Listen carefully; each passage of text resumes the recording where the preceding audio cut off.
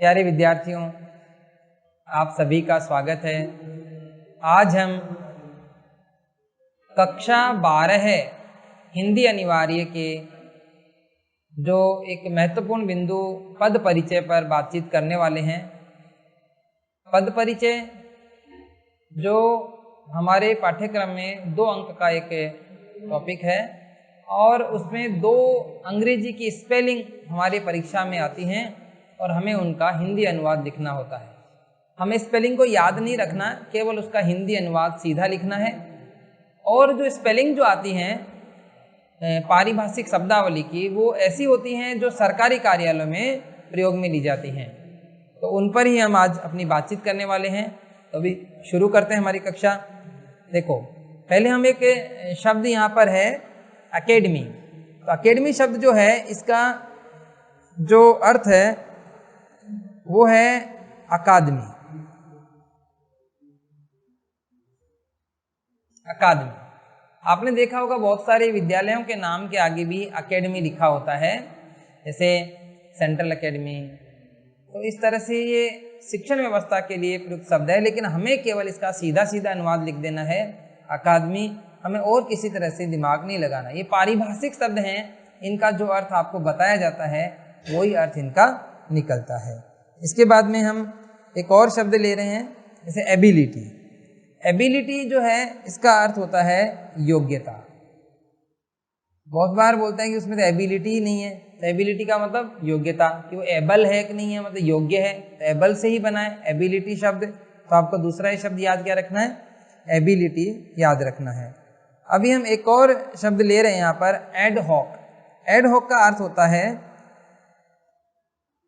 तदर्थ। तदर्थ का मतलब हुआ उसके अर्थ में, यानी जो चीज़ हम एक बार ले रहे हैं उसके ही दूसरे अर्थ में ये तदर्थ शब्द होता है। तो एड हॉक भी काफ़ी परीक्षाओं में पूछा गया है और ये कंपटीशन एग्जाम में भी ये काफ़ी बार पूछा गया है टॉपिक। एड हॉक तदर्थ होता है। इसके बाद में हम अगला एक शब्द ले रहे हैं, वो है ना एब्सेंस। तो एब्सेंस शब्द जो है, जैसे हम विद्यालय में बोलते हैं कि एब्सेंट हो गया, तो एब्सेंट से ही बनने वाला शब्द है एब्सेंस, यानी इसका अर्थ क्या हो गया, अनुपस्थित। इसका हो गया अनुपस्थित। तो आप देखेंगे, अभी हमने 4 शब्द लिए, इनको देखेंगे। एक एकेडमी, एकेडमी का अर्थ क्या होता है, अकादमी।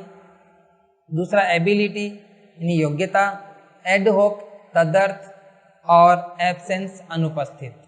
हम ऐसे धीरे धीरे करके बहुत सारे शब्दों तक पहुंच जाएंगे और इन शब्दों को याद करेंगे। हो सकता है इनमें से हमारे कोई शब्द परीक्षा में पूछा जाए और हम उसका उत्तर लिख दें, उसका अनुवाद लिख दें और हमारे 2 अंक जो हैं हमें पूरे मिल जाएं। इसके बाद हम आगे बढ़ते हैं और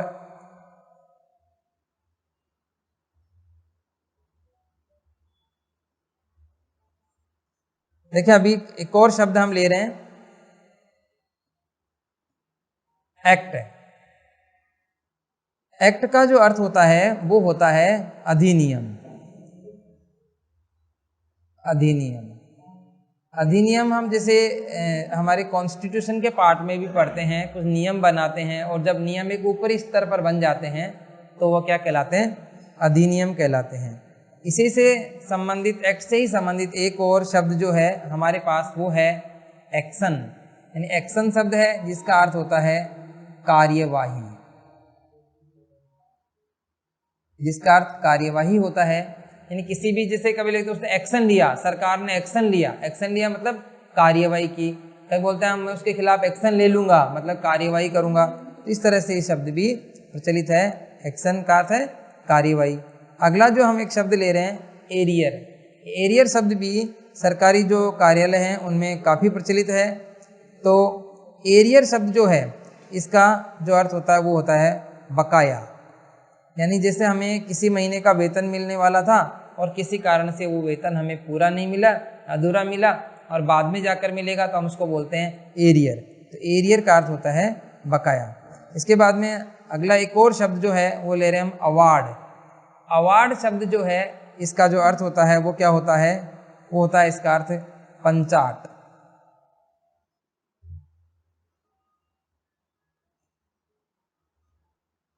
इसका अर्थ होता है पंचाट।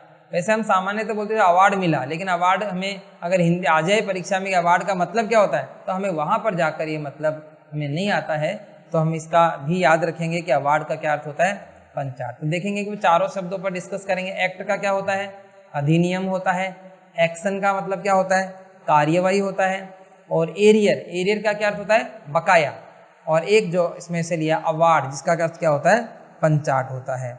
इसके बाद जो अगला जो लेंगे वो देखो, एक और शब्द हम ले रहे हैं ऑथोराइज्ड इस तरह से शब्द है, और इसका अर्थ होता है प्राधिकार देना। यानी किसी को हम अधिकार दे देते हैं तो उसको बोलते हैं ऑथोराइज कर दिया उसको, प्राधिकार देना। प्राधिकार देना मतलब अधिकार, एक तरह से हम अधिकार किसी को दे देते हैं तो उसको बोलते हैं हम ऑथोराइज हो गया। इसके बाद में एक और शब्द ले रहे हैं हम एट पार, जिसका अर्थ होता है सम मूल्य पर। यानी जैसे ये शब्द क्या होता है, हमारे जो बैंकों में जो हम चेक लगाते हैं, बैंक्स में जो चेक लगते हैं, उन पर एट पार शब्द या एट पार की एक सील लगी हुई आती है, मोहर लगी हुई आती है। यानी जिस चेक पर एट पार लिखा होता है, उस चेक की जो राशि होती है, जैसे मान लो 10,000 रुपये का कोई चेक है, हमने किसी को दिया और एक शहर से दूसरे शहर का है, लेकिन वहाँ एट पार लिखा हुआ, उसके ऊपर एट पार यदि लिखा हुआ है तो उसमें हमें 10,000 के पूरे 10,000 रुपये हमें मिल जाएंगे। एट पार नहीं होता है तो हमसे उसका कुछ चार्ज काट कर 100-200 रुपये कम करके हमको मिलते हैं, इसलिए एट पार का अर्थ क्या होता है, सम मूल्य पर। इसके बाद एक और जो शब्द है वो है एडवांस। देखो एडवांस शब्द भी बहुत प्रचलित शब्द है, हम बोलते रहते हैं कि एडवांस में लिया, एडवांस में बोल रहा है, एडवांस कर रहा है, लेकिन वास्तव में इसकी जो हिंदी है यदि हमसे कोई पूछे तो हमें ध्यान में नहीं है। तो एडवांस शब्द की जो हिंदी अनुवाद है इसका, वो क्या होता है, अग्रिम। यानी अग्रिम और एडवांस एक ही बात है। अग्रिम का मतलब हमें कोई पहले कुछ मिल जाता है, जैसे मान लो हम कहीं नौकरी करते हैं, महीना पूरा होने के बाद हमें तनख्वाह मिलती है, लेकिन मान लो हमारे पास पैसे नहीं है, हमने 2-4-5 दिन नौकरी करी और उन्होंने हमें कुछ पैसे दे दिए, तो वो क्या हो गया, वो अग्रिम हो गया। इसके बाद एक शब्द और ले रहे हैं हम, ऑडिट। ऑडिट जो शब्द है उसका अर्थ होता है अंकेक्षण। ये सरकारी कार्यालयों में जो पैसे का हिसाब किताब होता है, उसके लिए कभी कभी उसकी जांच के लिए ऑडिट करा ली जाती है। तो जो ऑडिट होती है उसके लिए ऑडिट जब करते हैं तो उसमें पता चलता है कि उस पैसे का हमने सही उपयोग किया या नहीं किया, तो इस ऑडिट को हम हिंदी में बोलते हैं अंकेक्षण, बोलते हैं इसको अंकेक्षण। यानी पूरा हिसाब किताब इसमें निकाला जाता है कि ये किस प्रकार से है, कैसे नहीं है। अब देखो इसको, ये 4 शब्द जो हमारे सामने आई, ऑथोराइज प्राधिकार देना, एट पार सम मूल्य पर, एडवांस अग्रिम होता है, और ऑडिट का अर्थ क्या होता है, अंकेक्षण। इसके बाद हम आगे बढ़ते हैं, देखेंगे इसमें एक शब्द और हम ले रहे हैं, बजट। देखो बजट की बात सामान्यतः करते हैं कि सरकार आज बजट पेश करेगी, उसके घर का बजट गड़बड़ हो गया, लेकिन इसका वास्तव में जो हिंदी जो मीनिंग होता है, अर्थ होता है, वो क्या होता है बजट का, वो होता है आय व्यय। आय व्यय का मतलब हुआ कि हमारी आय कितनी हुई और उसमें हमने खर्चा कितना किया। यानी आय कितनी है, खर्चा कितना है, इसका जो हिसाब किताब होता है वही हमारा क्या होता है, वो बजट कहलाता है। इसके बाद एक और शब्द जो हम ले रहे हैं वो है ऑडिटर। ऑडिटर जैसे अखबार का होता है, हमारे समाचार पत्र जो होते हैं उनके ऑडिटर होते हैं, तो ऑडिटर का मतलब होता है संपादक। संपादक होता है हमारे जो अखबार का, वो ऑडिटर कहलाता है, क्योंकि वो उस अखबार के बारे में उसमें जो बीच का पृष्ठ आता है, जिसको संपादकीय पृष्ठ बोलते हैं, उसमें भी अपने विचार लिखता है, तो ये संपादक होता है। इसके बाद देखेंगे हम, एक शब्द है बैलेट। बैलेट जो होता है ये चुनाव के समय प्रचलित शब्द है, और ये बैलेट मशीन ऐसे करके हम शब्द बोलते रहते हैं, बैलेट पेपर। तो ये होता है हमारा मतपत्र, यानी मतपत्र जो होता है उसको बोलते हैं हम बैलेट। यानी जैसे वो कागज़ के बैलेट छपते हैं, मतपत्र छपते हैं, उसमें जो उम्मीदवार होते हैं उनके नाम होते हैं, उनको जो चिन्ह आवंटित होते हैं वो उसमें लिखते हैं, वो बैलेट होता है। अभी चुनाव में ये प्रचलित होता है शब्द। इसके बाद में हम एक और शब्द ले रहे हैं, बोर्ड। देखो आपने सुना होगा जैसे माध्यमिक शिक्षा बोर्ड, तो बोर्ड शब्द प्रचलित है, लेकिन अगर इसकी हिंदी हमसे पूछ ली जाए तो हम क्या बताएंगे, तो बोर्ड का जो अर्थ होता है वो होता है मंडल होता है। मंडल, जैसे अपने राजस्थान माध्यमिक शिक्षा बोर्ड है तो ये मंडल होता है, तो ये भी हमें आपको ध्यान में रखना। देखो अभी हमने 4-5 शब्दों के बारे में जो बात की, एक तो बजट, बजट में क्या होता है आय व्यय, यानी हमारी आय कितनी हुई, व्यय कितना हुआ, हमें याद रखना है, आय व्यय होता है। ऑडिटर, अखबार के संपादक को बोलते हैं, तो हमें याद रखना है ऑडिटर का अर्थ क्या होता है, संपादक होता है। बैलेट जो चुनाव में प्रयुक्त होता है उसको बोलते हैं मत पत्र। और एक बोर्ड, बोर्ड का अर्थ क्या होता है, निकाय होता है। इसके बाद में हम इसमें आगे जो शब्द है वो ले रहे हैं आगे, तो देखो एक इसमें पहला एक शब्द ले रहे हैं बॉडी। बॉडी का सामान्य अर्थ जो हमारा होता है शरीर होता है, लेकिन यहाँ पर वो अर्थ हमें नहीं चाहिए। हमें ऑफिशियल जो टर्म का शब्द है, यानी सरकारी कार्यालयों में इस बॉडी शब्द का क्या अर्थ होता है वो हमें यहाँ पर बात करनी है। तो बॉडी का अर्थ होता है निकाय, यानी निकाय को ही हम बॉडी बोलते हैं। पब्लिक बॉडी, प्राइवेट बॉडी, इस तरह से बोलते रहते हैं, तो ये निकाय शब्द प्रयुक्त होता है। इसके बाद में एक और शब्द ले रहे हैं हम, बोनस। देखो बोनस जो है एक सरकारी कर्मचारियों के बीच भी काफ़ी प्रसिद्ध शब्द रहा है कि दीपावली का बोनस मिला, बोनस मिलेगा या नहीं मिलेगा, सरकार ने बोनस की घोषणा की या नहीं की, प्राइवेट कंपनियों में भी बोनस मिलता है। तो बोनस का अर्थ जो होता है वो होता है अधिलाभांश, अधिलाभांश, यानी अधिक जो लाभ होता है उसमें जो हिस्सा होता है उसको बोलते हैं हम बोनस। यानी जो जैसे प्राइवेट कंपनी है उसने साल में कितना कमाया, इतना उन्होंने ज़्यादा फायदा किया, उसमें अपने कर्मचारियों को भी अपना हिस्सा देती है वो, जैसे कर्मचारी बहुत अच्छे से काम करे, तो इसलिए ये बोनस जो है वो शब्द प्रचलित हुआ और बोनस मिलने लग गया। तो ये जो अराजपत्रित जो कर्मचारी होते हैं राजस्थान सरकार के अपने या भारत सरकार के, उनको भी ये बोनस दिया जाता है। इसके बाद एक शब्द है कैंप। कैंप शब्द जो है हम बोलते हैं जैसे कैंप फायर या कैंप में चले गए, SUPW के कैंप, तो इसी तरह से कैंप शब्द भी काफ़ी प्रचलित है। और कैंप का जो अर्थ होता है वो क्या होता है, वो होता है शिविर। शिविर अर्थ होता है, यानी कैंप लगाया मतलब शिविर लगाया, तो ये ध्यान रखेंगे, ये शब्द भी हमें ध्यान में रखना है। इसके बाद एक शब्द ले रहे हैं हम केश। देखो हम बोल रहे हैं केश, CASH, यहाँ पे इसकी स्पेलिंग को भी हमें देखना पड़ेगा, क्योंकि ये जो है ये दो तरह के होते हैं। एक CASE भी होता है, वो अलग होता है, उसका अर्थ प्रकरण होता है, लेकिन ये जो केश है ये इसका अर्थ होता है नकद, यानी जो हमें राशि नकद मिलती है उसको हम बोलते हैं केश। हमें कि केश मिल रहा है, केश मिल रहा है या नहीं मिल रहा, इस तरह की बातें करते हैं, इसका अर्थ नकद या नगद, दोनों में से आप कुछ भी लिख सकते हैं। तो देखो एक तो बॉडी का अर्थ क्या होता है, निकाय होता है, बोनस अधिलाभांश, अधिक जो लाभ होता है उसमें सभी का अंश होता है, कैंप का अर्थ शिविर होता है, और एक है केश, तो केश को हम क्या कहेंगे यहाँ पर, नकद बोलेंगे। इसके बाद में देखें अगले जो